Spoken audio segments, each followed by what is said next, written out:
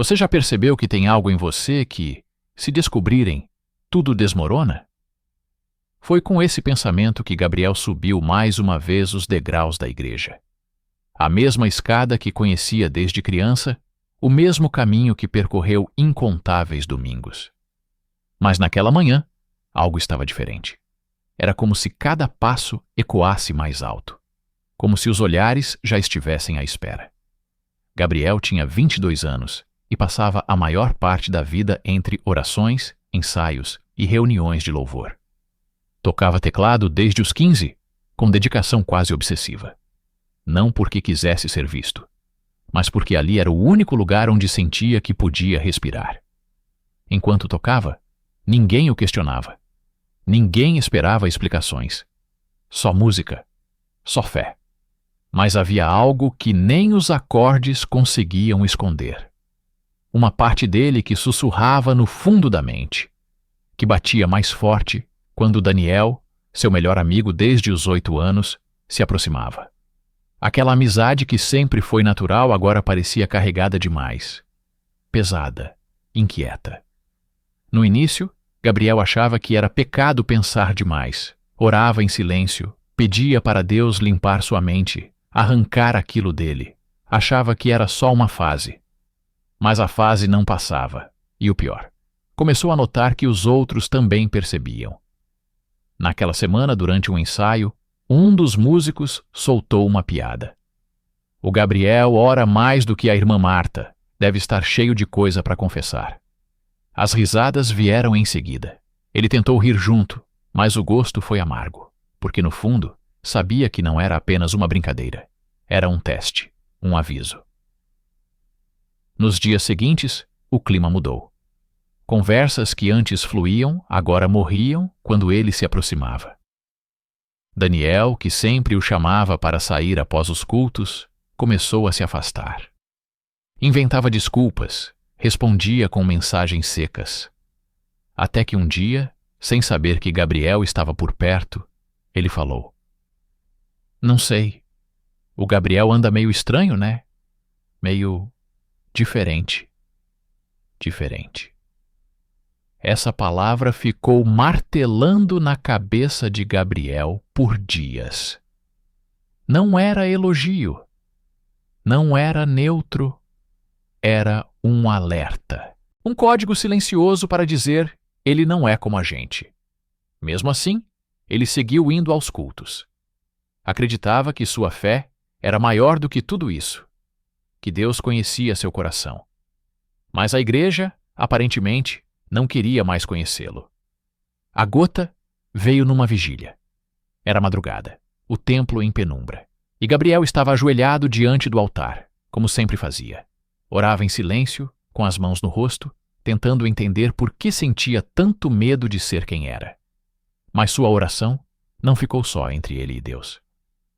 Do fundo da igreja, vozes começaram a cochichar. Olha lá, de novo. Rapaz novo assim, tão fervoroso. Estranho, né? Ele fingiu não ouvir. Manteve os olhos fechados. Mas então os abriu por um instante. E viu o pastor, o encarando do púlpito, de braços cruzados. Sério. Sem sorrir. No dia seguinte, chegou uma mensagem anônima no celular. Ajoelhar tanto assim chama a atenção, viu? Todo mundo já entendeu. O peito apertou. Gabriel apagou a mensagem, mas ela continuou ressoando na mente, como se o telefone ainda vibrasse, como se a ameaça tivesse se instalado de vez. No culto de domingo, tudo piorou.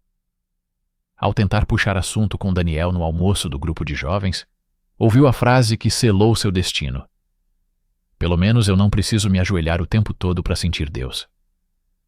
As risadas que vieram depois foram como socos. Ele levantou. Saiu do restaurante sem olhar para trás. E ali, na calçada, entendeu. Para eles, a fé dele não era suficiente. Ele não era suficiente. Na quarta-feira à noite, um dos diáconos o chamou de canto após o culto. "Gabriel, o pastor quer falar com você amanhã, na sala da liderança." 7 da noite. O coração dele acelerou. Não perguntou o motivo, já sabia. Chegou cedo no dia seguinte. O templo estava quase vazio. Subiu as escadas com passos pesados e entrou na sala indicada. O pastor já estava lá, junto com 2 líderes antigos e a esposa dele. Olhares sérios. Cruzados. Nenhum sorriso. Gabriel. O pastor começou com um tom fingidamente calmo. Alguns irmãos nos procuraram com preocupações sobre sua postura. Silêncio. Preocupações? Com sua forma de se portar, seu comportamento durante os cultos e algumas atitudes que têm gerado desconforto. A palavra desconforto ficou presa no ar. Gabriel sentiu as mãos suarem. O pastor continuou. Você tem algo a nos contar? Ele hesitou. Sabia exatamente o que estavam esperando. Uma confissão, um deslize. Não sei do que estão falando, respondeu, tentando manter a voz firme. A igreja é um lugar de santidade, Gabriel, disse a esposa do pastor. E precisamos manter a harmonia do corpo de Cristo. Um dos anciãos, que mal conhecia Gabriel pessoalmente, completou. Alguns jovens comentaram que não se sentem à vontade perto de você.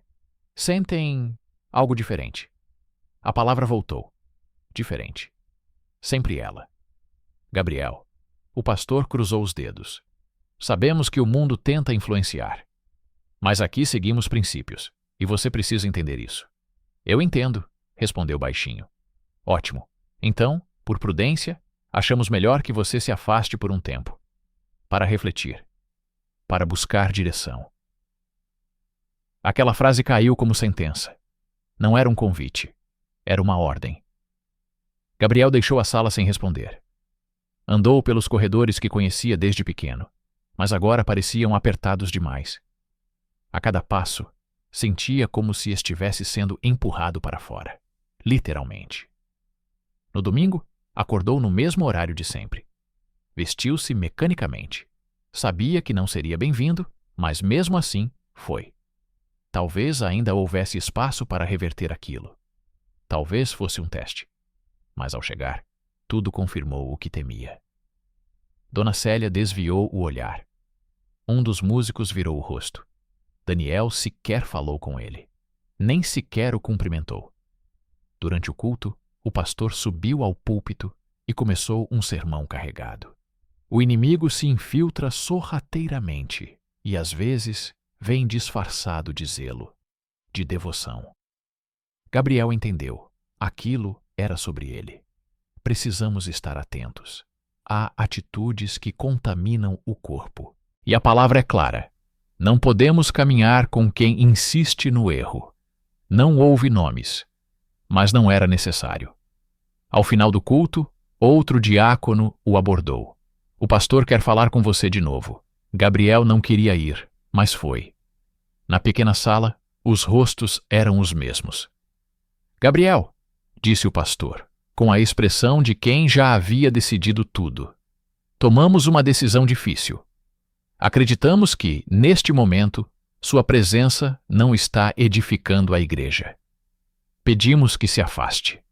Gabriel engoliu seco. Por quanto tempo? O tempo que for necessário para você se alinhar com os ensinamentos do Senhor. Portas abertas, se seu coração estiver disposto. Ele entendeu. Queriam que ele voltasse, só se deixasse de ser quem era. Levantou-se devagar, olhou para cada um. Deus me ama como eu sou. O pastor suspirou. Que ele tenha misericórdia da sua alma. Gabriel saiu sem olhar para trás. Desceu as escadas pela última vez. O sol do lado de fora batia no rosto. Mas dentro dele, tudo era sombra. Chegando em casa, foi direto para o quarto. Sentou-se na cama, imóvel.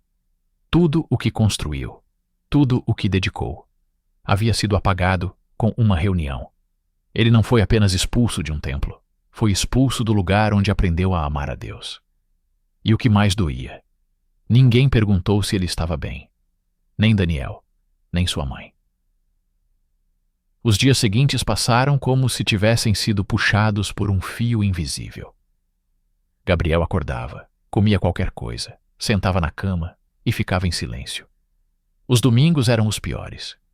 O corpo ainda despertava cedo, no mesmo horário de sempre. Mas agora não havia templo, nem teclado, nem propósito. Só vazio. Ele tentou orar, mas as palavras não vinham. Ou pior, vinham, mas pareciam bater numa parede. Deus, ainda está aí. Ele murmurou uma noite. O silêncio que voltou foi o mesmo de todos os outros dias. Tentou fingir que estava bem. Para a mãe dizia que era só cansaço. Ela, por sua vez, não perguntava muito. Era como se ambos tivessem assinado um acordo de silêncio. Fingiam que nada havia mudado. Mas tudo havia mudado. Nenhum dos irmãos da igreja entrou em contato. Daniel, que dizia ser como um irmão, também não. O grupo de jovens seguiu como se ele nunca tivesse feito parte. A sensação de ser apagado era pior do que ser rejeitado. Com o tempo, Gabriel passou a questionar tudo. Será que a fé que tinha era real? Será que amar a Deus daquele jeito tinha algum valor, se nem a igreja o aceitava? Será que Deus existia mesmo? A Bíblia continuava na cabeceira. Mas ele não conseguia tocá-la. Sentia raiva. Raiva por ter acreditado, por ter se doado tanto, por ter sido leal e, ainda assim, ter sido tratado como um problema. Numa madrugada qualquer, depois de rolar por horas no celular, caiu num vídeo por acaso. Um pastor, de voz calma, dizia: "Se te ensinaram que Deus só ama quem se encaixa, te ensinaram errado." Gabriel parou. Repetiu o trecho. Assistiu de novo. Entrou no perfil. Era de uma igreja, mas diferente. Na descrição, comunidade inclusiva. Todos são bem-vindos. Sem saber por quê, clicou no link. Havia um culto ao vivo naquele momento. A tela mostrou um salão simples. Pessoas de mãos dadas. Casais, jovens, idosos. O pastor falava: "Talvez você tenha achado que Deus te deixou. Mas foram pessoas que distorceram o nome dele. Deus não rejeita filhos. É a religião que constrói muros." As palavras bateram fundo. Gabriel sentiu algo estranho. Não era alegria. Não era alívio. Mas também não era dor. Era possível. Possível que ainda houvesse espaço para ele. Assistiu ao culto até o fim. Os louvores eram os mesmos que ele conhecia, mas soavam diferentes. Dessa vez, não havia julgamento escondido nas entrelinhas. Desligou o celular e ficou olhando para o teto por longos minutos. Pela primeira vez em semanas, ajoelhou-se ao lado da cama. Deus, eu ainda estou aqui. Não houve voz do céu, nenhuma resposta mágica. Mas o silêncio, pela primeira vez, não pareceu pesado. Passaram-se alguns dias até ele tomar coragem. Mas o pensamento voltou, noite após noite. E se aquele lugar fosse só mais uma armadilha? E se no fundo todas as igrejas fossem iguais? Mas havia algo na forma como aquele pastor falava. Algo que quebrava as defesas. No domingo, Gabriel acordou e vestiu-se sem pressa. Pegou o ônibus com o coração apertado. Sabia que não era mais o mesmo. Mas ainda assim, esperava que lá fosse diferente. Ao chegar, foi recebido com um simples "bom dia" e um sorriso sincero. Nada de perguntas. Nada de olhares cruzados. Ele se sentou no fundo e observou. O culto começou. O louvor era familiar. Mas o que o prendeu foi a pregação. Se Deus quisesse que todos fossem iguais, ele teria feito assim. Você não precisa se mudar para ser amado por ele. Você já é imagem dele. Gabriel sentiu os olhos arderem. Não chorava fazia semanas. Agora, as lágrimas vinham sem esforço, porque ali, naquele momento, ele acreditou em algo que tinha esquecido. Deus não o abandonou. Ele só estava sendo procurado no lugar errado. Gabriel voltou, no domingo seguinte. Dessa vez, sem hesitação, o aperto no peito ainda estava lá. Mas algo havia mudado. Ele não se sentia mais um intruso. Havia espaço para ele ali. Talvez não um lugar fixo ainda, mas um início. E isso já era muito. Algumas pessoas o reconheceram do culto anterior e o cumprimentaram com naturalidade. Nada forçado, nada curioso, apenas presença. Ele se sentou no mesmo canto, como se aquele banco já tivesse sua marca. O culto começou e correu com a mesma intensidade do primeiro. Mas foi no final que algo inesperado aconteceu. Enquanto as pessoas conversavam no pátio da igreja, um rapaz se aproximou. Parecia nervoso. Mexia nos dedos como quem procura coragem. Oi, meu nome é Tiago. Gabriel. Eu vi você aqui domingo passado. Sim, respondeu tentando parecer calmo, mesmo sentindo o coração acelerar. Eu nunca imaginei que existia um lugar assim, disse Tiago, baixando a voz. Nem eu, respondeu Gabriel com um leve sorriso. Ficaram em silêncio por alguns segundos, até Tiago arriscar mais uma pergunta. Você já passou por isso? Gabriel não precisou perguntar o que ele queria dizer. Mais do que gostaria. Tiago assentiu devagar. Minha igreja... Bom, você deve imaginar. Sim, Gabriel imaginava. Porque já foi ele. Já teve medo de ser notado. Já quis desaparecer. Já pediu a Deus para mudar. E agora via aquilo no rosto de outra pessoa. Você acha que Deus ainda me ama? A pergunta veio crua, sem floreios. Gabriel respirou fundo. Eu acho que ele nunca deixou de te amar. Nem por um segundo. Tiago pareceu absorver aquilo como quem ouve algo pela primeira vez. Os dois ficaram ali por mais um tempo. Não falaram muito. Mas o silêncio entre eles não era vazio. Era acolhimento. Gabriel sentia que, pela primeira vez, sua dor estava servindo para algo maior. Nos dias seguintes, as coisas começaram a mudar. A fé ainda era cautelosa, mas estava viva. Gabriel lia a Bíblia aos poucos, sem medo de se machucar com cada página. Orava sem culpa, sem precisar justificar quem era. Tiago começou a aparecer com mais frequência. Sentavam-se juntos nos cultos. Trocaram contatos. Compartilharam histórias. E aos poucos, construíram uma amizade feita de experiências parecidas. De ausências e reencontros com a fé. Mas havia algo que Gabriel ainda não conseguia enfrentar. A conversa com a mãe. Desde o afastamento da antiga igreja, os dois evitavam o assunto. Ela nunca perguntou o que realmente tinha acontecido. Ele nunca contou. Era como se tivessem empurrado tudo para debaixo de um tapete invisível. Até que numa noite de sábado, ela estava vendo TV na sala, quando ele entrou. Ficou de pé, ao lado do sofá, sentindo o coração bater forte. Mãe, posso falar com você? Ela pausou o programa. Claro, é sobre a igreja. Ela ficou em silêncio. Você tem ido a outro lugar, né? Sim, eu percebi. Só não sabia como perguntar. Gabriel sentou-se devagar. Eu não sabia como você reagiria. Ela suspirou, como quem carrega algo que pesa há tempo demais. Gabriel, eu cresci ouvindo que existe o certo e o errado.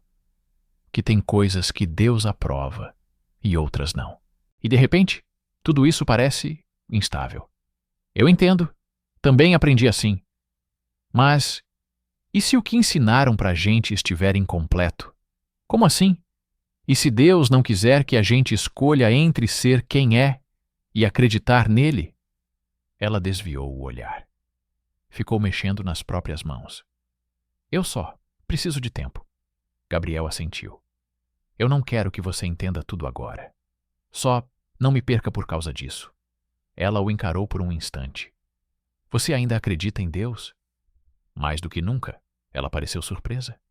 Mas não respondeu com dúvida. Apenas ficou em silêncio.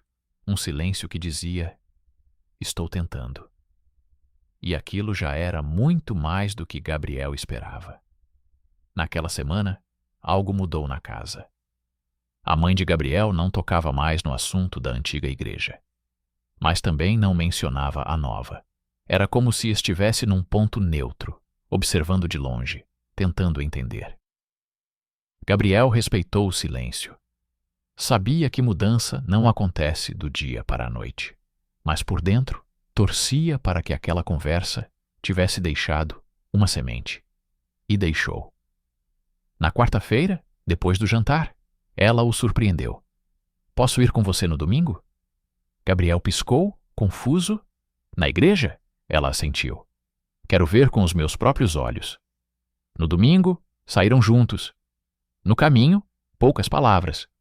Só o som do ônibus e o coração dele batendo mais rápido que o normal. Tiago já estava na porta quando chegaram.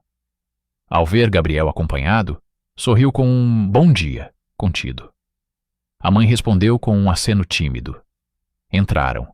Ela olhava tudo com atenção. Observava os rostos, ouvia os cumprimentos, sentia o ambiente. Parecia surpresa por não encontrar o que esperava. Gabriel percebia. Ela achava que seria algo desorganizado, superficial, ou até menos sério. Mas ali estava uma comunidade viva, unida, centrada. O culto começou. O pastor, o mesmo que Gabriel ouvira pela internet naquela noite escura, subiu ao púlpito. Hoje eu quero falar com quem passou a vida tentando se encaixar num molde que nunca foi feito para si. A sala silenciou. Porque se Deus é amor e nós somos imagem dele, então por que tantos acreditam que há filhos que ele rejeita? A mãe de Gabriel permaneceu em silêncio, mas algo nela mudou. Os ombros já não estavam tão tensos. Os olhos fixos no altar. Não é você que precisa se transformar em alguém que não é. É a fé que precisa voltar a se parecer com Jesus. Ao final do culto, Gabriel não disse nada. Deu espaço. A mãe não comentou nada no caminho. Mas em casa, enquanto tomavam café, ela falou: Nunca ouvi ninguém pregar assim. Gabriel esperou. Ela continuou. Sempre me ensinaram que tinha uma linha entre certo e errado, entre quem Deus aceita e quem ele rejeita. Mas hoje, eu senti como se ele nunca tivesse afastado ninguém. Um nó se formou na garganta de Gabriel, não por esperar que ela mudasse de ideia tão rápido, mas por perceber que ela estava aberta, que algo dentro dela estava em movimento. Nos dias seguintes, ela não voltou à antiga igreja. Também não se comprometeu com a nova. Mas havia algo diferente nos olhos dela. Uma noite, antes de dormir, ela entrou no quarto dele sem bater. Sentou-se na beira da cama. Demorou a falar. Filho, você ainda sente que Deus fala com você? Gabriel ergueu os olhos. Sinto, mais do que nunca. Ela assentiu, olhando para as mãos. Eu achava que, se um dia você se afastasse da igreja, estaria se afastando de Deus também. Mas vendo você agora, acho que foi a igreja que se afastou de você. Ele não respondeu. Só apertou a mão dela com força. E naquele silêncio, sem discursos nem promessas, algo se reconectou entre eles.